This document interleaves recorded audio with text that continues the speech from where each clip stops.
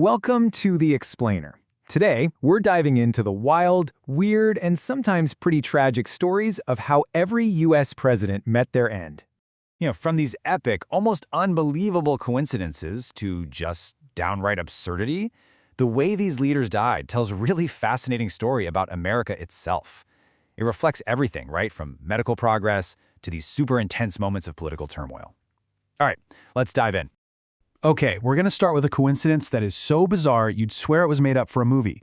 It involves two of the most famous founding fathers, and you're not going to believe this, America's birthday.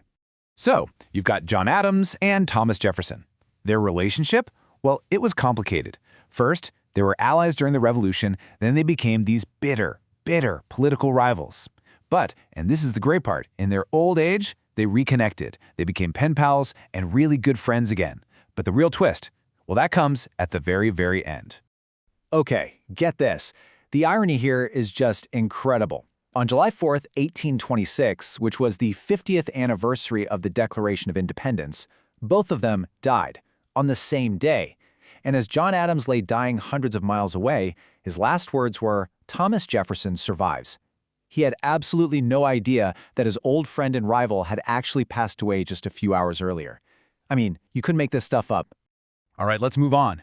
Because for a lot of the early presidents, you're going to see that sometimes the cure was way worse than the actual disease. Let's take William Henry Harrison. The poor guy holds the record for the shortest presidency ever, just 31 days. Now, for more than 100 years, the story everyone told was that he died from pneumonia. Why? Because he gave this 2-hour-long inauguration speech in the freezing cold without a coat. But modern historians now think the real culprit was probably the White House's contaminated water. Yeah, it's much more likely he died from a nasty case of typhoid fever. And if you think that's bad, the story of James Garfield is even more tragic. So he gets shot by an assassin, right? But the bullet itself wasn't actually fatal. It missed all of his vital organs. He should have survived. The real damage, the thing that killed him, happened when his doctors showed up. They spent weeks poking around in the wound with unsterilized fingers and instruments. All they did was introduce a massive infection that, well, that's what ultimately killed him. So let's be clear here. President Garfield didn't die from the assassin's bullet. He died because his doctors literally had no concept of germs. It's his absolutely harrowing lesson from a time before basic hygiene was even a thing in medicine. It led to this slow, painful 80-day ordeal that was caused 100% by his own doctors. Of course, not all presidential deaths were from disease or questionable medical practices. The most dramatic exits, the ones we all remember, were caused by an assassin's bullet. Talk about the ultimate job hazard. To date, 4 presidents have been killed while in office: Abraham Lincoln, James Garfield, who we just talked about, William McKinley, and of course, John F. Kennedy. Each one of these assassinations just sent these massive shock waves through the entire nation, and each one marked a really pivotal and obviously tragic moment in American history. But, tragedy often leads to change. It was actually the public assassination of William McKinley back in 1901 that finally pushed Congress to give the Secret Service the full-time job of protecting the president. It's a security detail that today we just totally take for granted. But get this. Some presidents actually survived these attacks in the most unbelievable ways. I'm talking about Teddy Roosevelt. He was shot in the chest on his way to give a speech. The only reason he wasn't killed was because the bullet was slowed down by his thick coat and a big folded-up speech in his pocket. So what does he do? Bleeding, with a bullet in his chest? He gets up and delivers an 84-minute speech before going to the hospital. I mean, come on. That's just legendary. Okay, so from these insane moments of survival, let's shift to the quieter final moments. We're going to do a quick look at some presidential last words, because they can reveal so much about the men behind the title. Take Andrew Jackson. This was a guy known for his fiery temper, right? A tough-as-nails reputation he earned in duels and on the battlefield.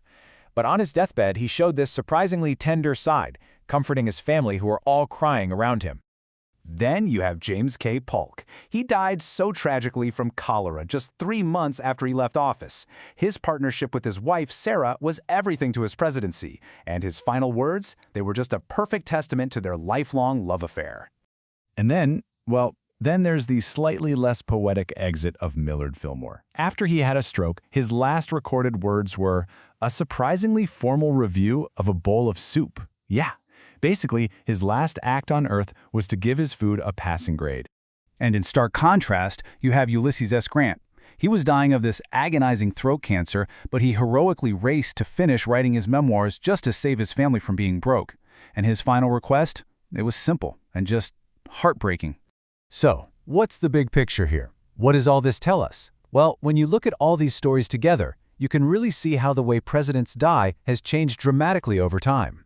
I mean, the most obvious change is pretty simple. Presidents are living a lot longer. And it's no surprise why, right? We've got huge advances in medicine, in sanitation, and of course the ever-present Secret Service. The risk of actually dying in office or even right after has gone down a lot.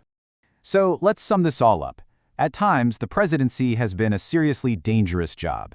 8 commanders-in-chief have died in office, and it's split right down the middle. 4 were assassinated, and 4 died of natural causes. And that weird connection to America's birthday, the one where 3 of the first 5 presidents died on July 4th, that is still one of history's greatest and oddest curiosity. And that kind of leaves us with one last thought. A president's final moments, they're often like a mirror held up to their era. They reflect everything: the medical knowledge of the time, the political tensions, even the cultural values. You know, from a doctor's unwashed hands to an assassin's bullet. The story of how these leaders died is, in so many ways, the story of America itself.